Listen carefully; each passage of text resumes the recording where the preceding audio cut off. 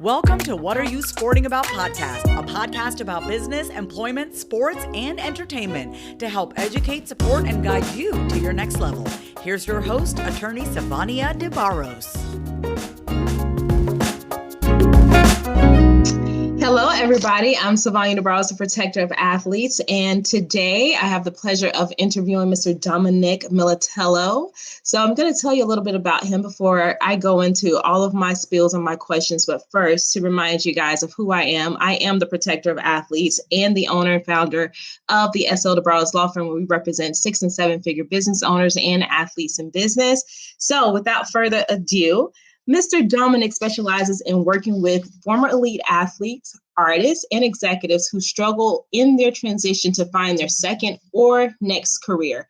He is a former professional soccer player, also played at the Division I college level before he founded Career Coaching for Athletes. Now, there's a lot of stuff in the middle of what happened in his life, and we might get an opportunity to delve into those things as we go further into this podcast episode. But Career Coaching, if you guys have not seen it, heard about it, make sure that you go to Instagram and follow him on LinkedIn, because what he does is he assists former athletes in career transition. He has interviewed and worked with some of the most prominent athletes in the world, including 5-time world boxing champion Evander Holyfield, who doesn't know him, and NFL leading rusher Maurice Jones-Drew. His motto is just say thank you. Welcome to the podcast, Dominic. How are you? Savanya, thank you, man. I'm doing fantastic, and it's really an honor and a privilege to be here speaking and spending some time with you today. So thanks for having me. Before we get started into some of my stuff, I have a question for you. It's probably a little bit off the cuff, but when I first heard about you, I obviously did some research. I have a question. How can you do so much? Savanya, I have a hard time making an online dinner reservation. You are doing attorney stuff. You're doing podcasts. You're writing books. You're doing NIL. You're doing it.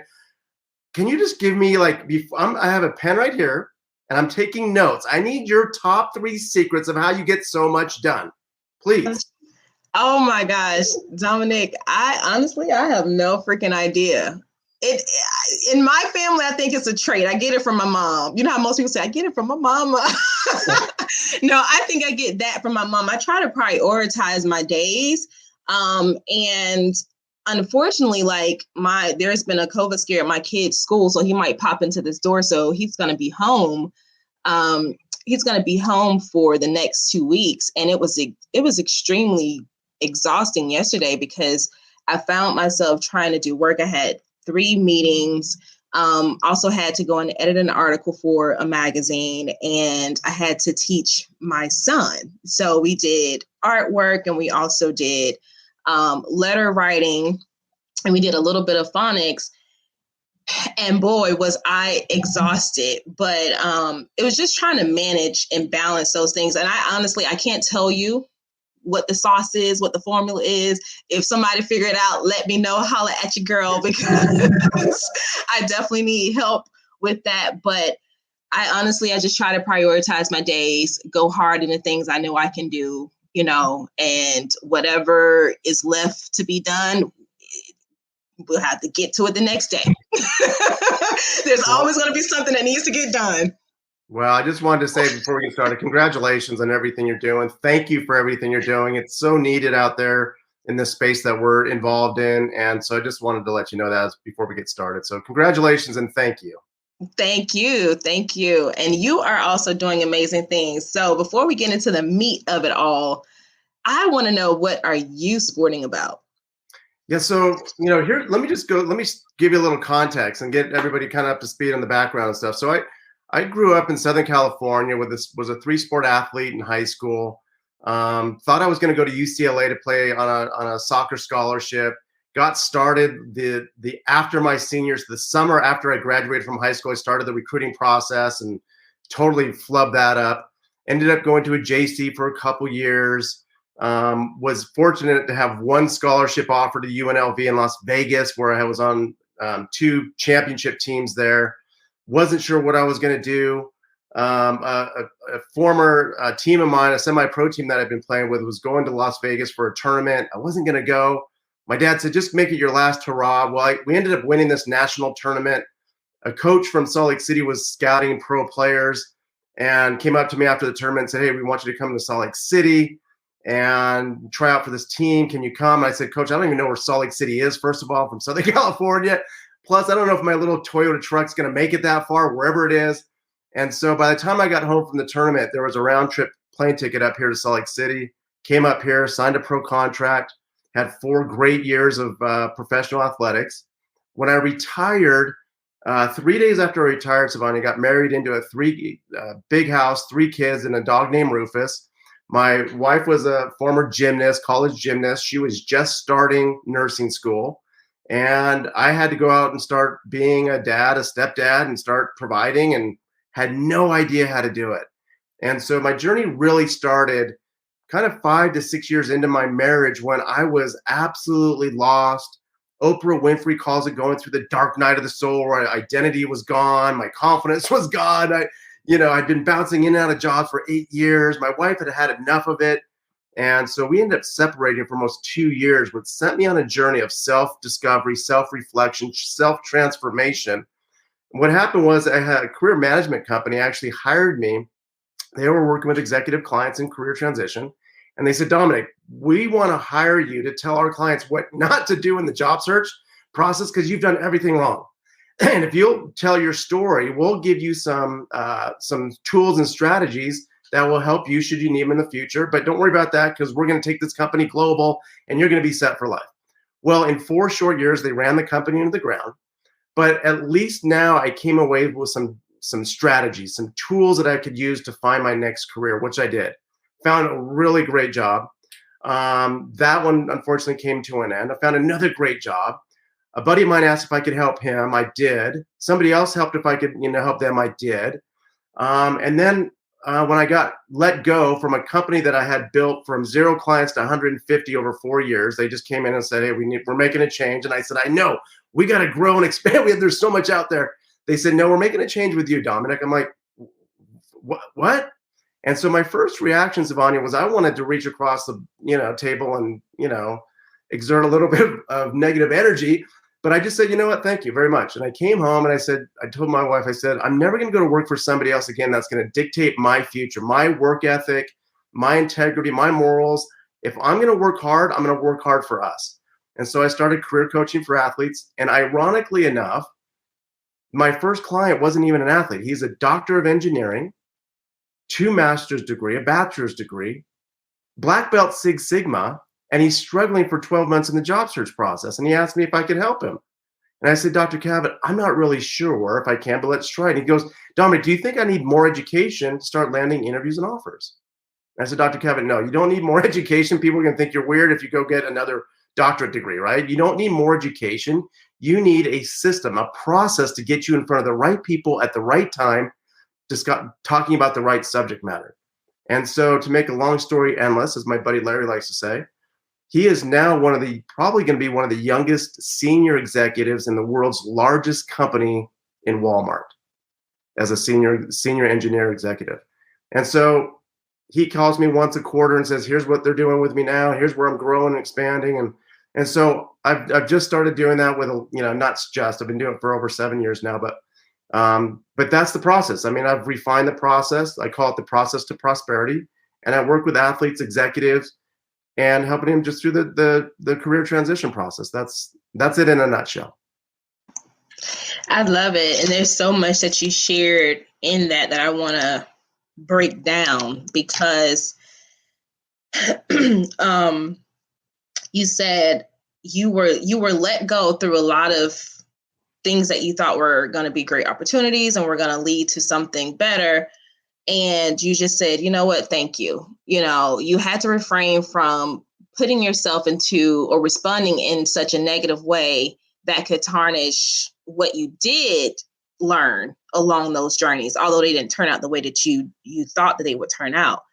And then you said during the time that you lost your identity, this caused some issues and conflicts in your personal life, separated from your wife, but that seemed to have been a blessing in disguise because you began to come on a journey or go on a journey of self-discovery.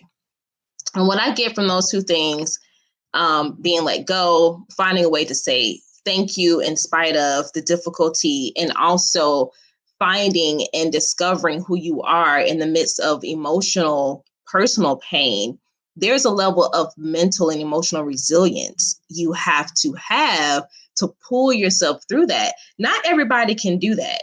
Like when your life, like it's just falling apart around you, not everybody can see the glass half full, right?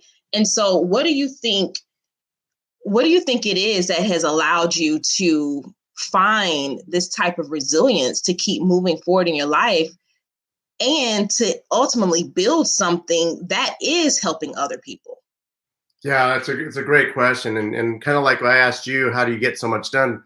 And a lot of it, I don't really know, to be honest with you. I know my athletic upbringing has a lot to do with it because I was so passionate. I fell in love with athletics at such a young age. I just loved everything about it. And so as I was climbing the athletic ladder to the next thing, whether it was going from like rec soccer to comp or club soccer to high school soccer to collegiate soccer I just loved everything about it. And one thing on the real world side of things is that I knew I just loved my family, right? I loved my wife. We got married for a reason. We didn't get married because we wanted to make each other miserable. I loved my kids. I loved what I was doing. And I just felt like I needed and wanted to get back to that somehow in some way. So that was the thing that kind of drove me. Now, the catalyst, I think, that helped bridge the gap between where I was and my wants and desires was my belief system. See, I had a belief system, especially around marriage, that you just don't get divorced. You get married and you're married for life, which I think is a good belief to have. But it didn't serve me when I was unofficially divorced and officially separated from my wife, about to be officially divorced, right? So when I sat down and said, you know what, why am I so set on hanging on and holding on to this marriage that's not seeming to work and it's causing so much damage and pain for everybody? What is it? And so I asked my mom, I said, Mom, what is it about marriage that I'm just like, and she said, well, we have said to you since you were little that on both sides of the family, there's no divorce. We can't find divorce on either side, your dad's side or our side. So you were raised with this belief that once you're married and you don't get divorced.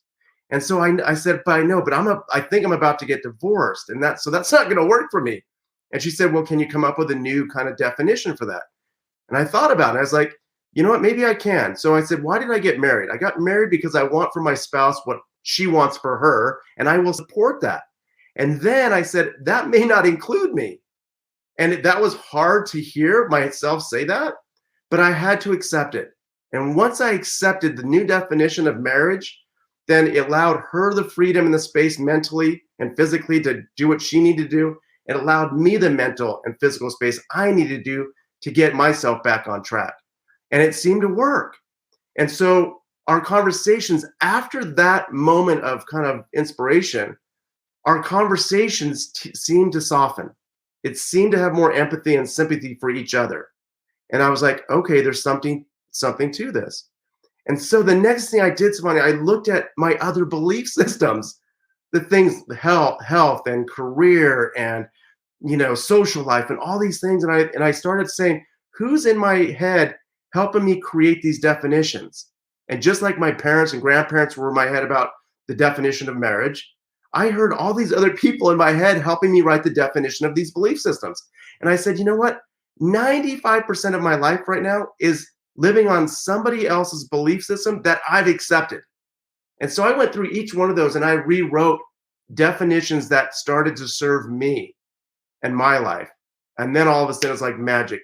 I got a great job. That's when the career management company hired me. My wife and I started to reconcile a little bit, and I got healthier. I felt better, and I started contributing. And so that I think was the catalyst that helped us get back on track as a couple, and me getting back into what I call a growth mindset. This is why I love talking to you. Since the first time we connected, I'm like, yes, Dominic.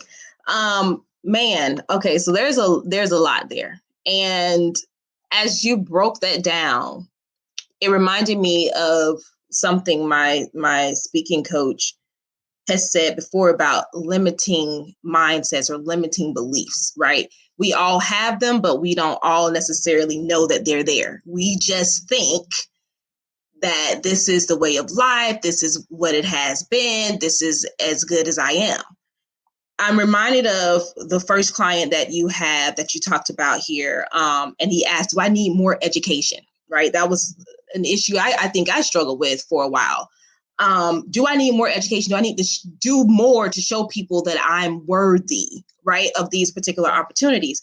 And so as you broke that down, I can see how sometimes our value, or how we tend to value ourselves, our self-worth, is tied into what our belief systems are.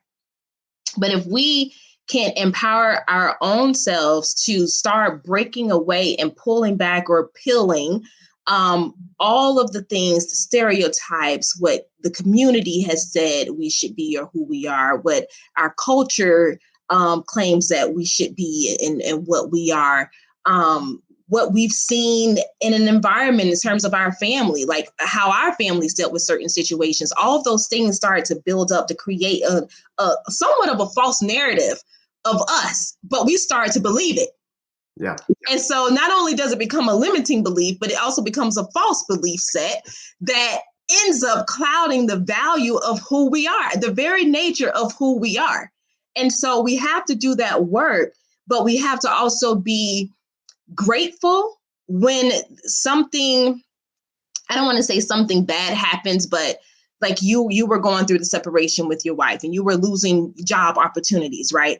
We have to look at those situations as opportunities for more clarity so that we can unfilter all of those limiting beliefs and mindsets and issues around our value set so that we can step out and be the person that we're destined to be. And you honestly did that. I mean, that is amazing. I don't know anybody that sat down and started like writing from the basics of what I believe about marriage, not what I've seen from my family or my culture or my environment or, my country. What do I believe about it? That's powerful. Yeah. Thank you. But I was forced to do that. Right. I was in a situation where I was almost forced to have to look at my background, look at my belief system and look at that. And so you take that now into what I do for my clients and what I do as a business. I use the job search process as a vehicle to help my clients understand they're not necessarily who they think they are. And they're certainly not necessarily who they think they are in the job search process. Because my message around career advancement, job searching, is that just think about this for a second. When we are in job search mentality, right? What are the 4 things that we all do looking for a new job? If you ask just the average, anybody out in the streets, if you're looking for a job, what do? Get a resume together, go to the job boards, network, and get a recruiter to help you find opportunities. And then I say, okay, of those 4 things, if they don't work and get you the results you're looking for, what do? How do you find your next career job? Right? And they're like, I just do more of it. So you've accepted a belief system that somebody told you should do those 4 things. And if they don't work, you just keep doing more of it. Dr. Cavett was the same way. He's like, do I need to get more education? Because these 4 things aren't working for me. And I said, no, I want you to take a different perspective on it. Let's look at this job search from a different perspective. What about you being the CEO of your own personal brand, Dr. Cavett? Tell me what that brand represents. Who are you? What do you do? Why would somebody want to work with you? What are your great qualities? Tell me one of your great accomplishments that you've ever done in your career. And he said, well, I sat on a board of NASA engineers to help get food to the International Space Station to help feed the astronauts that were on the space station. And I said, you did what? That is amazing. Tell me more about it. And he went into this whole engineering. I had no idea what he was talking about. I couldn't understand it. But I said, how many people have you shared that story with in the job search? He goes, well, nobody's ever asked me that. I didn't say that. I didn't ask that. How many people have you shared that with? He said, well, nobody. I said, Dr. Cavett, that's where your value comes into play. When you start, and I said, let's lead with that story in this job search process from now on. I want you to just go out and tell people, hey, listen, by the way, I was not part of a NASA engineering team. You're going to get attention from certain people.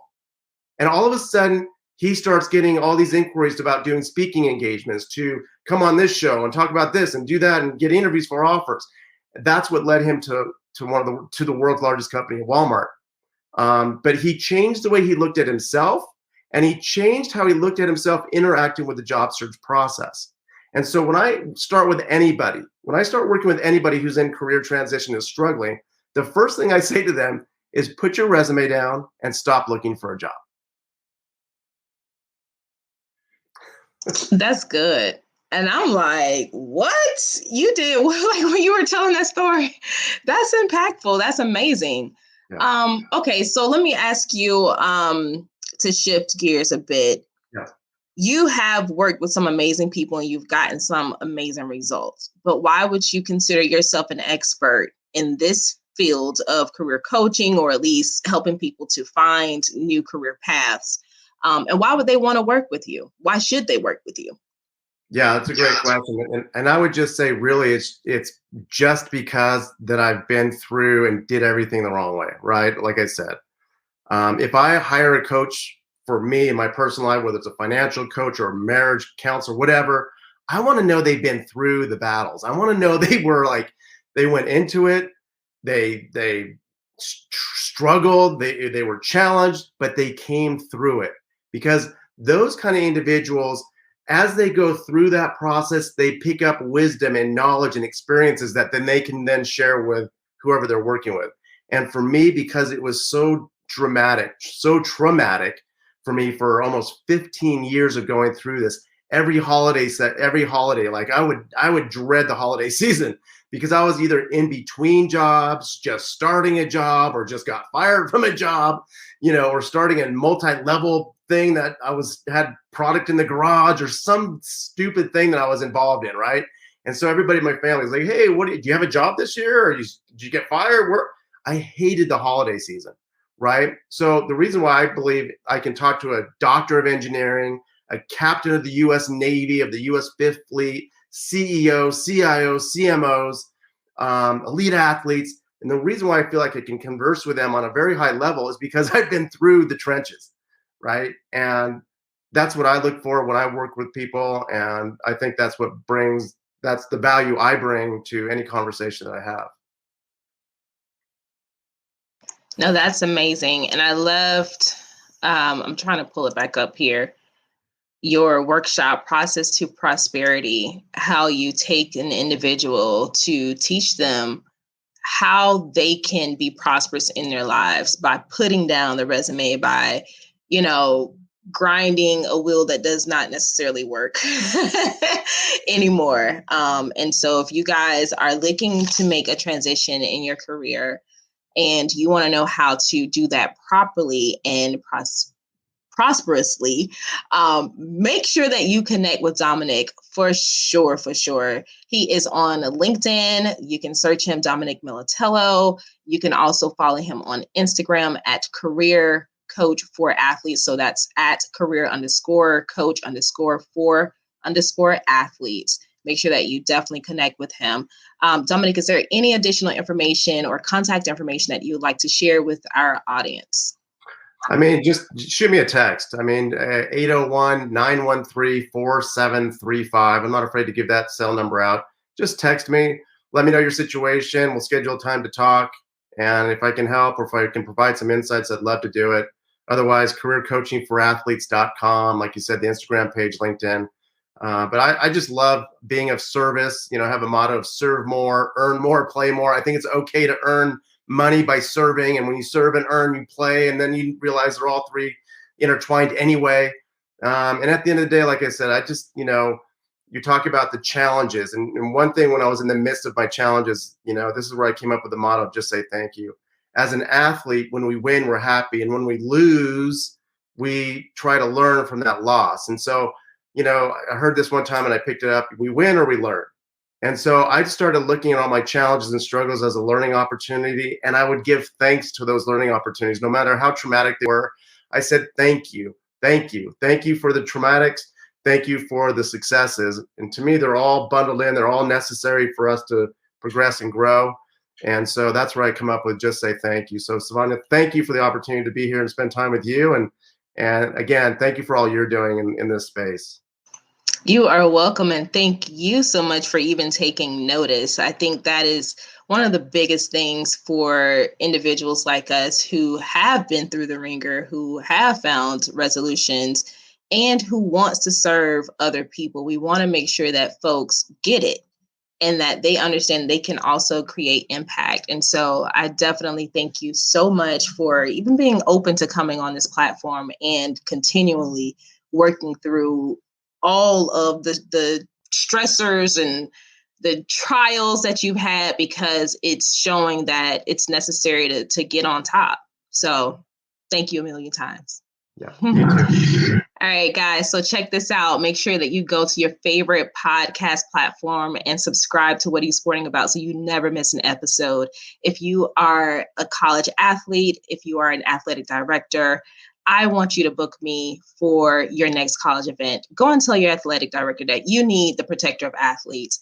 You can follow us at What Are You Sporting About on Instagram and Facebook, and also check out prosportlawyer.com so that you never miss a beat.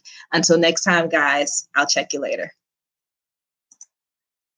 Thanks for joining us this week on What Are You Sporting About podcast. Make sure to visit our website, prosportlawyer.com, where you can subscribe to the show in iTunes, Stitcher, or whatever your favorite platform is, so you'll never miss a show.